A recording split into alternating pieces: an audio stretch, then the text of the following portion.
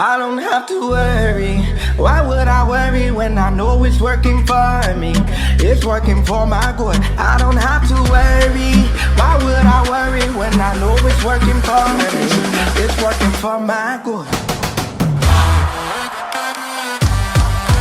Hold up. It's working for my good.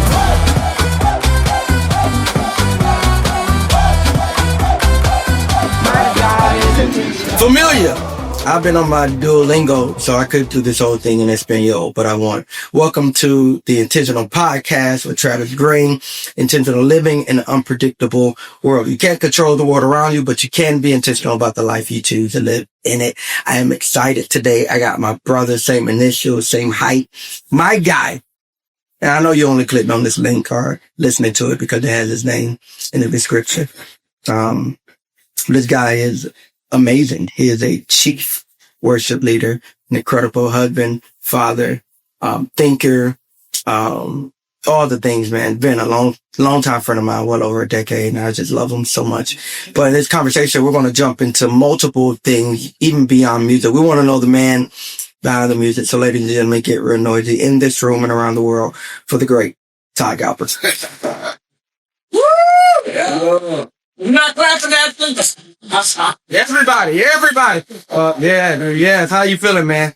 Muy bien. ¿Cómo está? Oh, well, you know, I don't want to do it. Hey, most of my listeners are English. I'd like to go there. When I go there, I can't turn it off. Oh, got you bet. Okay. So I'm at like 800 and something days straight doing it. I bet. I was trying to meet you where you were. Yeah. See, Mesa, right? Yes. Yeah. You a one word. Chiquita. Chiquita? Yeah. I can go right. Pantalones. Yeah. Yeah, I got it, yeah. No, you don't got it. Pantalones, that's the pet, right? Yeah. But I could go on and on. This is not about that. Camera. I could go on and on. This is not what this is. This ain't that. Got you, Yeah. So maybe on another episode. But how you feeling, man? I'm great, man. I'm great. It's always good to see you. Always good to be in your presence. I always feel good when I'm around you, man. Your energy is always top until it's not. But today is amazing. I'm having a good day, right? Good day. It's amazing today. I love you, man. And I'm excited about how God is using you. You are, I feel like, man, you've already accomplished so much. Really, your songs. I know you're great when your songs go even further than sometimes, your feet do. And I think that like your song is literally, all of them have taken the world by storm for years though. Like a lot of people don't even know some of the older records. It's like Galberth. And I think like that's great though. And that's when you've been like doing this for a while. But, let's jump into, man, how have you evolved over the years? And, I guess even before that, your start, when, I think Lord You Are Good was like the first, like. Yeah, that was Lord big one. You had songs before that, but that was probably the first one. Yeah, Lord You Are Good was like literally the beginning. And it wasn't even a song I wrote for consumption. It was like a song. It's still worse. It's a go-to. Hey, worship leaders, if you feeling, so many doors you open, church be like, okay, I'm with you now, down. It'll find you.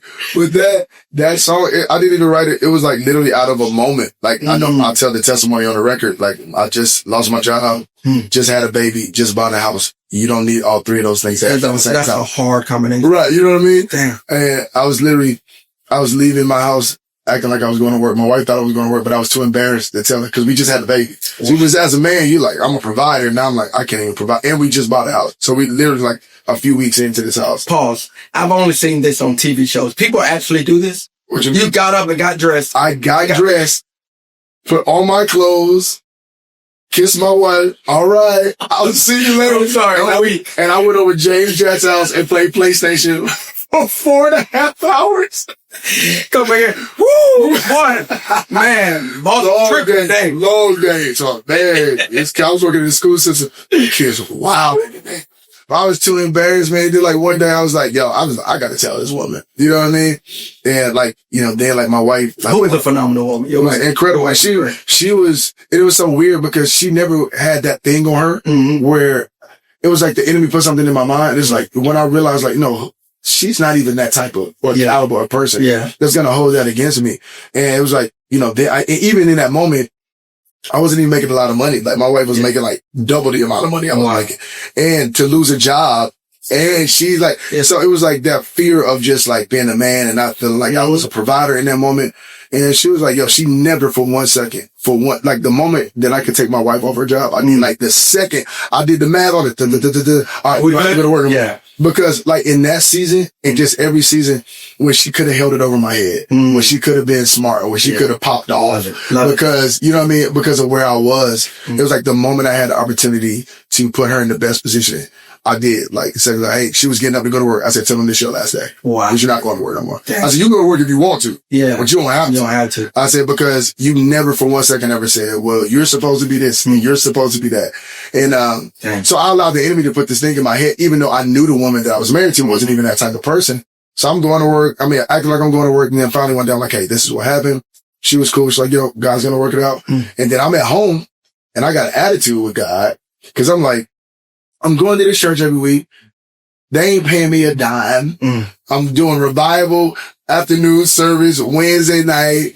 I was singing my voice out every single week. And then it was the timing of, I was like, why would you allow this to happen right now? So I got attitude with God. I'm literally I start off in my living room. And I'm like, God, why would you allow this to happen? And I heard God say, but am I still good? Now I'm getting up and I'm walking because I like to walk and talk. I'm walking and I'm like, but why would you?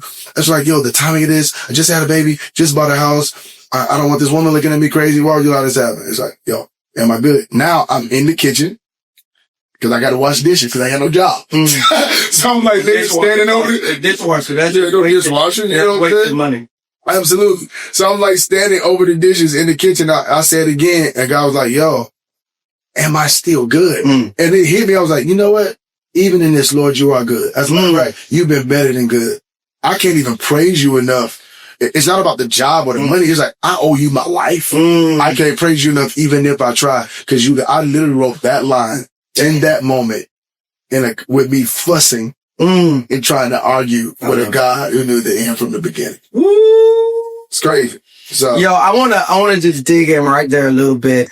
Cause I have a similar story in that, like, when we're starting out, you know, and I didn't have a lot of, you know, money, you know, and wifey never held it over me, never criticized me, never made me feel bad. How would you encourage, I guess, both sides of it? Like a woman who may have a guy who, you know, is trying to build and a guy who's like really dealing with the insecurities of, man, I'm supposed to provide and protect. And I feel like I can't do my job right. Trust the person that you fell in love with, the person that you said, I want to spend the rest of my life with, the person that you said, I'm telling everybody else no for this person. Like if you're telling the world no for this person, you have to trust that this person loves you. That. Like there are times I got my nieces in here and I love her. Her dad says to me, like, sometimes like, you know, they'll be in a tense situation. He's like, man, anytime something gets weird with me and my wife, I tell myself, that's not my enemy. He said, he said, when I start to like I'm like, I have to pause and be like, that is not my enemy. That woman loves me. There's nobody in this world who wants the best for me more than that woman. And so you have to remind yourself, like, this is the person that I chose. This is the person that God gave me. There's nobody in this world who wants a better situation for me than this person. And so that has to be the floor. Beautiful. You know what I'm saying? Yeah. And so even when it gets tricky, that's the floor. I love it. And so, and then even from the female perspective, it's same thing. You said yes. It said no to everybody else. And so this is the person that you felt God sent you and God put in your life. And it's like, yo, you knew you didn't walk in intentionally marrying a bum or some lazy person who didn't want to do nothing. And sometimes life gets tricky. Sometimes, we have aspirations, especially when you have an entrepreneurial heart and you're a go-getter. It's like, there are things that sometimes it doesn't go the way you think. And the middle is where I need you the most. I don't need you when we're winning. When we're winning, everybody's cheering. Everybody's saying great job. Everybody's saying, I need you in the middle. When I don't know, when I'm ready to walk away, when I'm questioning God, is this even your will? Did I miss you? This is where I need you the most. And so it's like, to any woman out there and your husband is in the middle. It's like, Like that's when he needs you the most, because when we get to the other side of that, and when it gets tricky, I need to be able to come home to somebody who I know. Like, I don't care who's against me. I don't care if the business idea is looking weird or if the business didn't have a good month, that I'm coming home to peace. That's like, yo, I got somebody that's like, yo, we're going to get through this. Love it. And if we don't, I love you. Wow. If you don't, you're still the man. I love it. If this doesn't work out, you're still every bit of the person that I'm falling in love with, that I love with all my heart, my mind, and my soul. And we'll figure it out. Yeah. When we do it together. I love it. Yeah. Yeah, that's great, man. Ton of wisdom. Here's a question. You grew up in church, small Pentecostal church, about 20 people. Yep. At what point did you even know you were good at music? Never. I still don't think I'm good at music. Okay. No, I just, every time I get to this level of conversation around, because everybody's like, oh, it's false humility. No, I don't think I'm that good. The only thing I believe, real talk, not even trying to be weird or funny. No, I'm not, bro. Listen, you get on that stage and just do anything you want to. Are you crazy? Out upside down. I wish to God this 1987 Chevelle that I got. That rap, I mean, it's money. That's why you like to learn. she ain't complaining. No, bro. This, like, I never thought, I did it because my mama told me to. I didn't do it because I wanted to. I never wanted, I was playing drums. Is your family musical? No. Nobody in my The way you did your hands looked like you weren't that good. I was drunk. It's just the way you did it. Like the way it didn't have a lot of hands. Bro, I'm in this chair, bro, with this mic, and I'm trying to adjust to tell you, bro, I can play for your church. No way. Are you crazy? No way. Turn my click up. There's no way. Let's get to it. There's no way. I promise you I can play it right now. Okay. I probably sure. Any quartet. You still playing. Quartet is everybody. Anybody can do that. That's exactly That's the only thing I can play. That's the only thing I can play. That's exactly what I was doing. Yeah, I can't do that. I had that microphone stand that had the bend in that joint. You can bend it, correct around the eye. So, no, it was a podcast. It was this before this. I'm on drums singing, Lord, I just want to think that. So I'm doing that because I had to, because the old lady got too old and they just wanted. It wasn't because I could sing. Yeah. You're not going to give Mother Alberta his out. She's not going to. That's what happened. Alberta. It's literally what happened. The gal, she got old, man. She was tired of singing them 2 songs in E flat. And so they made me do it. And I did it out of obligation. I did it because my mama told me to. And it wasn't. At what point did people were like, yo, you're good? I don't even know. I did it. So it was never that I was good. It was always more that I was anointed. It wasn't you're great. I didn't get you're a great singer. It was like, yo, there's something on you. There's something different about you. There's that. And so that's the only thing I lean on. I promise to God, I do not think I'm that good. I battle with imposter syndrome every day. Every single day I wake up and like, there are times I'm like, somebody's going to come take all this away from me because they're going to know that I'm really not there. Yeah, I knew the imposter thing without you saying it, but that's not what I'm talking about. I'm talking about like, at what? Oh, I definitely do that. That's boom. That's so ignorant. You didn't have to tell me. Yeah, I do that. But at what point did you like, oh man, I can do this? Like, at what point did it shift from, yo, this is just like something I do at this church to like, oh man, I probably can like really like do this? When I like, probably, Travis, I know you think I'm trying to be funny. That I don't think that it was like I was doing it never from a place of I can really do it. It was like legitimately God allowing my gift to make room for every good thing that happened in my life. Every good thing that has happened in my life has come from me serving in my local church. Every good thing, every opportunity, every person I met, I was serving in my local church. Before I got to Raleigh, Durham with World Overcomers with Pastor Andy, I was serving in my local church. Somebody pastored that went to their church was like, yo, you got to hear this guy. Wow. He's a Hope Mills, North Carolina. This dude's like leading worship, blah, blah, blah. They invite me up. They invite me up because they initially were getting ready to open up another campus in Raleigh. Then it was a month or two had passed. They was like, nah, we're not going to open up another campus. But since we already invited this little country boy, just tell him, come on, we'll give him $400 and let him sing. Wow. I got up there, sang before he preached, and I walk off the stage and we're getting ready to go. And they're like, yo, our pastor said, come here. And he was like, I went to the back. He was like, yo, you're never going back home. Wow. I don't have, just right off that road, Lord, you're good. I don't have a job. I don't have no money. And he said, yo, he said, where do you live? I said, I live in Fayetteville. He said, all right, go pack your stuff. He said, cause you move here. You'll never go back home. Wow. I said, but they told me that you guys weren't open in the other campus, so there's no job. He said, I'll create a job. He said, I'll make it. No, we don't have any room, but I'll create room. That's how I started working. I went from 20, 30 member church to a church about 150, 200 people to a church of 7,000. Wow. You know what I'm saying? Like, bop. And it was like all God just orchestrating this thing. I get there, I'm starting to lead worship. This is when YouTube just started popping. So now it's like all this stuff on YouTube. I'm like, what is this? Then I look up and I get a call from like, hey man, this dude named James Fortune, I want you to do something with him. Hey man, Tasha Cobbs is looking for a song. Somebody came by the church that knew Tasha. Somebody came by the church.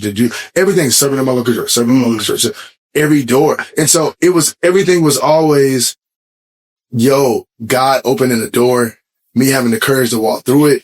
But if I'm honest, I cannot say there was a time in my life I'm like, yo, I'm good enough to be here. There were things that I wanted to do in the past 5 to 7 years where I've been like, it'll be cool to do that. Am I good enough to do it? I don't think so. Probably not. All right. Here's a question. I asked it to Chris Brown years ago at Elevation, and I just wanted to know, with all the success Elevation Worship has had, all the songs he's written, like working at a local church is an option, right? And I was like, why do you still do it? Like, I'm just interested. Right. And, he was like, let me get back with you. And then Lee called me. He was like, I want to think about that. No one ever asked for that before. Wow. They called me and said, I have an answer. He said, many people look for reasons to leave. I look for reasons to stay. Wow. And he said, so for me, it's always, that's my glue. It's like, I have too many reasons to stay and be locked in. I would ask you a similar question with someone who has the option, your phone itinerary, blowing up. Everybody wants you everywhere, or you could live on the road if you wanted to. What is it at this point about the local church that still keeps you connected and grounded? Yeah, I love it. I absolutely, positively love the local church. Conversation we was having earlier. God is not coming back for a concert. God is not coming back for a tour.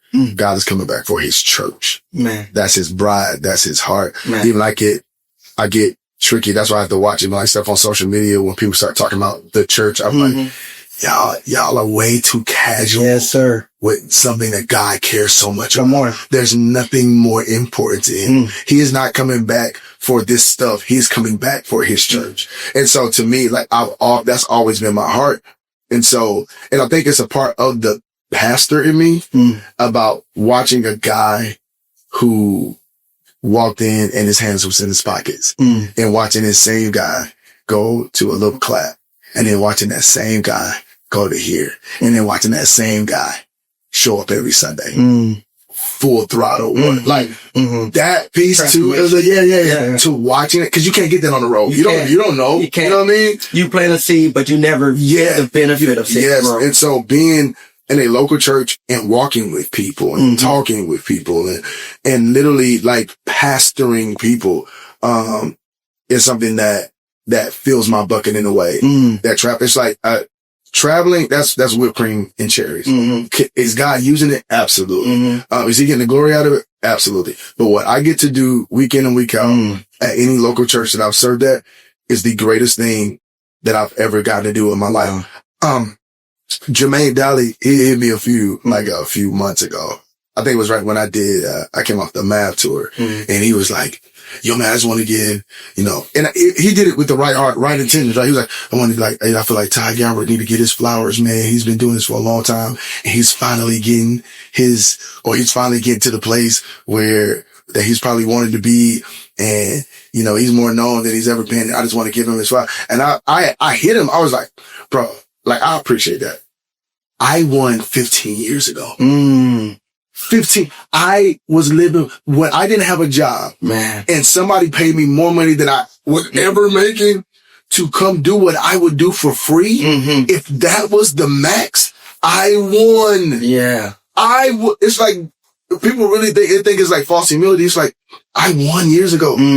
like every single day I wake up and I get to do what I love to do. I get to co-labor with the God who created the heavens. And I get to co-labor. I get to join arms with the Spirit of God and walk into a room and walk on platforms and talk to people and pray for people and serve people. Like, that is the greatest thing I get to do. It has never been about, like, I'm so good. And it's not to knock anything that I've gotten to do. But I remember I was so happy for you. It was like, even when I went to that first, when I was at State Farm, when they did the first joint and I saw you, like, I think you was like opening it. I was like, that is so dope. It wasn't, my heart wasn't, man, I want to. It was like, yo, that is so incredible. That is so incredible that people that I know, I love, I've served with, that I watched grow up are now doing things like they probably never could even dream about this. And so for me, it's like, yo, I had an opportunity that the first time that I had to get to a church and to be able to serve people and worship and sing. And then somebody actually say, hey, on the 1st and the 15th, something gonna hit your account.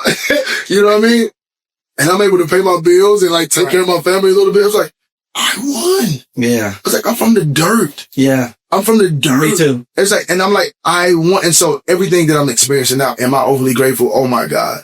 I am so grateful. But for me, it's like, yo, I won a long time ago. Yeah. Before all of it, before what you think is classified. Classified as, oh, yo, you made it. It's like, no, I've been made it, bro. And so for me, it's like, when I hear people say that, or even where I am in my life now, I'm like over the top grateful. Am I able to do something? I'm ready to go on a world tour and like to say that out of my mouth. I'm like, who are you? Who do you think you are? It's like, what? But it's like, these things are happening and it's like, it's the Lord. It's like, all part of it's like, it's the Lord's doing. Yeah. I couldn't even dream this up for myself. Yeah. I get it. Yeah. Let me ask you this. A lot of people don't know this part of your story. You went through like this crazy, like, sickness and had to have surgery, and for like several months, like you lost your voice. And I mean, out of all the things you could lose, it's like, fam, like, let me break a foot. Don't lose my voice. No. Like, talk me through that a little bit and just what that season, what it felt like, one part, but then the other part, like, what did you learn in it? So, number one, it was so scary, right? So here it is. God opened the door, got fired, didn't have money, no money, get a job, great opportunity, amazing situation. Now I got thyroid cancer. That's like, what? You know, it's like, I mean, how did you find out? Yeah, it's like, that wife that we talked about earlier. Yeah.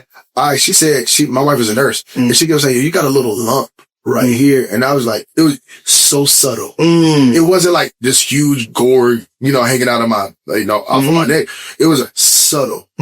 So you had it. The only person who could see it was somebody that was intimate, that I have to have intimate relationships. Wow. The only person who would have ever, the only person who could speak and see what I was never going to see was my wife, who had, the only person that was intimate with, who could like, yo, because I spent time with you, because I know you, because I know the good, the bad, the ugly, because I know what this is supposed to be, there's something off here. And she saw this slight, bro, when I say slight little, it was like a little, where my skin came out just a smidge. And I saw, I was like, oh, it's nothing, for like 6 months. And she kept like, yo, you need to go to the doctor. You need to go to the doctor. I finally went to the doctor. I was like, they took some samples, and they was like, yo, the samples came back weird. But, we think, we did the x-ray. It's a nodule there. It's sitting on top of your vocal cords. And I was like, but we don't know if it's cancerous or not. So let's just take it out. And for those who don't know, doctors can replace anything with a transplant except your vocal cord. You got when they out, they out. Yeah. Period. And so even when I was having the procedure, they were like, yo, we're going to put devices around your vocal cords so that if we're getting too close, it would send an alarm. Because I was like, yo, I sing. This is how I make a living. And so they took a lot of, precautions. Yeah. The Andrew, phenomenal. They took a lot of precautions and they took it out. And so they said, we're going to take it out. We took half of your thyroid out and we're going to remove the nodule. And when they took it out, sewed me back up, and then called me 3 days later. I was like, oh, it's cancer. We got to go back in. What? So I had to have 2 surgeries within 2 weeks. So I had to go back under the knife. They removed my entire thyroid. So I have no daughter. I have to take a pill every day. And when they did that, it's like after that, it took so long for my voice to get back. And now I'm feeling the pressure because I'm like, you know, man, these people gave me a job. I shouldn't even really have this job. I don't even know how I got this job. So now I'm trying to rush back because I'm scared. Working in church now. It's like, I don't want to lose. You just get on the team and then you get an injury. It's like I'm on the bench. Like I got to get back out. Yes, I'm trying to get back on the field. And I'm afraid. And it was like, I was fighting back and I did not have it. It was like, man, I had no range. I was like, range was just terrible. It's like I could barely sing and I was trying and I would come on and I would just cry and cry and cry. And I got invited to do a workshop in North Carolina. And I went to this work. This was probably after like a month and a half. And I'm like, these people are going to fire me. I'm going to be right back in the same situation. I'm going to have a job, try to figure out I'm going to take care of my family. Back to the PlayStation. And back to the PlayStation. And I went to teach at this workshop. I'm teaching and we have a worship moment and we're in this worship moment and I'm just like, just worshiping God. And I'm like singing. I don't know what I was saying. I'm singing this song and the Holy Spirit said, do you hear that?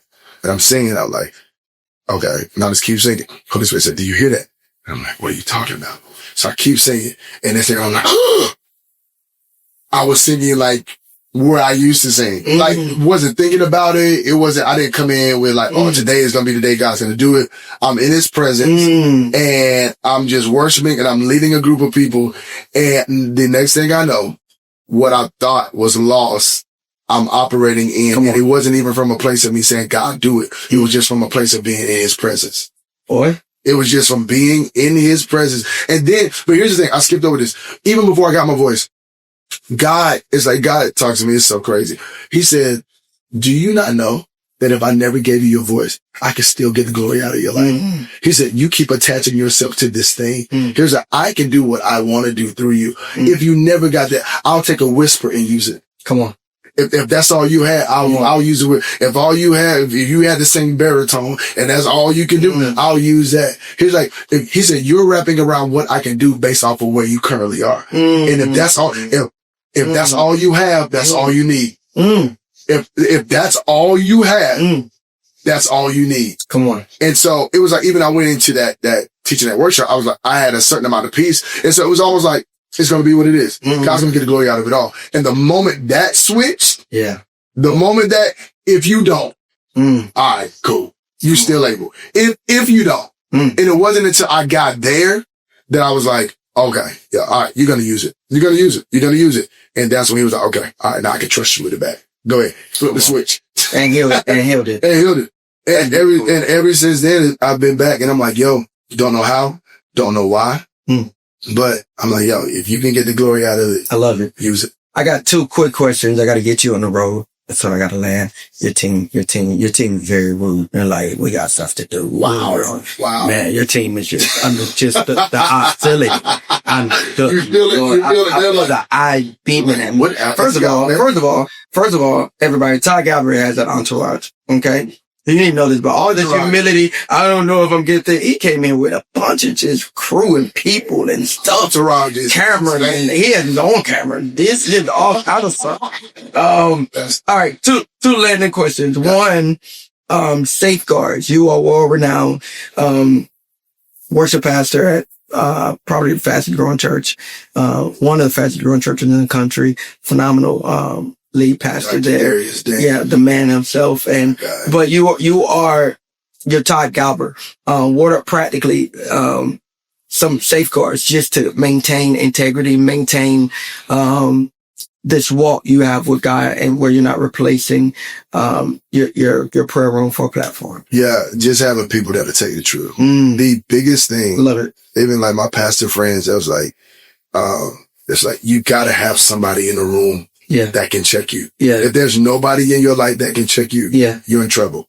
Especially when things start going well, the success starts to like flood your life. If you don't have anybody that can be like, yo, Trav, that's not your, you're far away from your why. Where, you know what I'm saying? Like, you're shifted from your why, right? And like, you gotta have some people around you to be honest with you.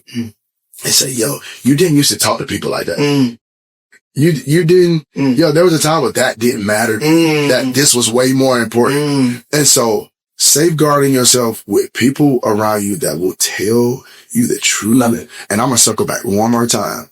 I just saw this podcast with this guy. It was actually an Instagram post, and he was talking about, he said, yo, every single time that I made a bad decision, or every single time that I made a bad decision in a relationship with a person, or I went into business with somebody, or I went somewhere to do something, he said, every single time, he said, I could chalk it back to my wife said, you probably shouldn't. Or my wife said, I got something in my spirit. He said, every single time she was right. He said, and it wasn't until I woke up and I had to look back and like, he said, I literally sat in my house and I did like reflection, like, she was right.